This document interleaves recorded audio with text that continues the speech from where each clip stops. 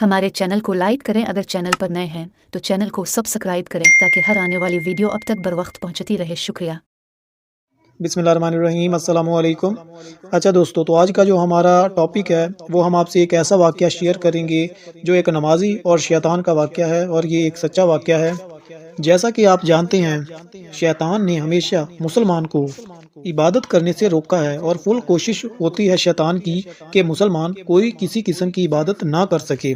लेकिन प्यारे दोस्तों, जो मुसलमान शैतान के इन मकासद को पूरा नहीं होने देता और अल्लाह की इबादत में मशगूल रहता है, तो समझें कि असल में ज़िंदगी का मकसद उस इंसान ने पा लिया।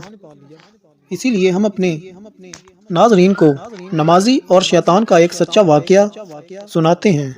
एक शख्स अंधेरी रात में फजर की नमाज पढ़ने के लिए घर से निकला। अंधेरे की वजह से इसे ठोकर लग गई और वो मुंह के बल कीचड़ में गिर गया। कीचड़ से उठकर वो घर वापस आया और लिबास तब्दील करके दोबारा मस्जिद की तरफ चल दिया। अभी चंद कदम ही चला था कि दोबारा उसे ठोकर लगी और वो दोबारा कीचड़ में गिर गया। कीचड़ से उठकर वो फिर दोबारा अपने घर गया, लिबास बदला और मस्जिद जाने के लिए दोबारा घर से निकला। जैसे ही वो अपने घर से बाहर निकला तो उसके दरवाजे पर उसे एक शख्स मिला जो अपने हाथ में रोशन चिराग थामे हुए था। चिराग वाला शख्स चुपचाप नमाजी के आगे मस्जिद की तरफ चल दिया। इस मर्तबा चिराग की रोशनी में नमाजी को मस्जिद पहुंचने में किसी दुश्वारी का सामना नहीं करना पड़ा और वो खैरियत से मस्जिद पहुंच गया। मस्जिद के दरवाजे पर पहुंचकर चिराग वाला शख्स रुक गया। नमाजी उसे छोड़कर मस्जिद दाखिल हो गया और नमाज अदा करने लगा और नमाज से फारिग होकर वो मस्जिद के बाहर आया तो वो चिराग वाला शख्स इसका इंतजार कर रहा था ताकि उस नमाजी को चिराग की रोशनी में घर छोड़ आए। जब नमाजी घर पहुंच गया तो नमाजी ने अजनबी शख्स से पूछा, आप कौन हैं? अजनबी बोला, सच बताऊं तो मैं इबलीस हूं। नमाजी की तो हैरत की इंतहा ना रही। उस अजनबी की ये बात सुनकर नमाजी सोचने लगा, इबलीस शैतान कैसे मुझे मस्जिद तक छोड़ सकता है? उसका काम तो लोगों को बहकाना है। तो उस शख्स ने बड़ी हैरत के साथ इबलीस से पूछा, तुझे तो मेरी नमाज रह जाने पे खुश होना चाहिए था, मगर तुम तो चिराग की रोशनी में मुझे मस्जिद तक छोड़ने आए।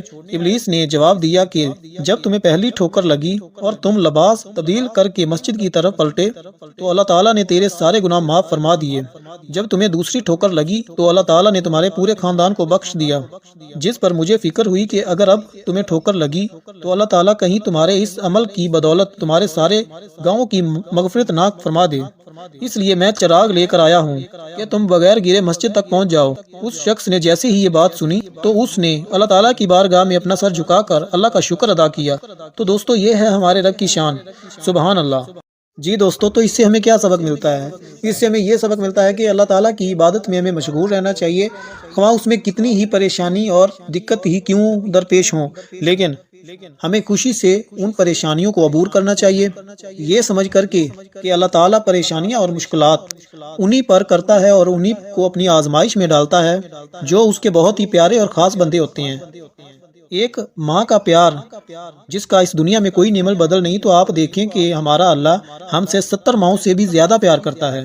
तो हमें भी चाहिए कि हम अल्लाह की इबादत में मशगूल रखें खुद को।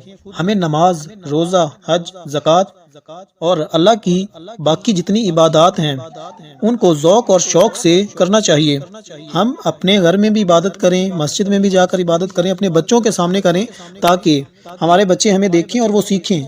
जब हम अपने बच्चों के सामने भी इबादत करेंगे, वो हमें देखेंगे तो वो हमसे सबक हासिल करेंगे। तो दोस्तों, अगर हम इबादत नहीं करेंगे, नमाज नहीं पढ़ेंगे, हमारे बच्चे हमें नहीं देखेंगे, हम उनको मस्जिद नहीं लेके जाएंगे, तो वो भला कैसे नमाजी और इबादत गुजार बन सकते हैं?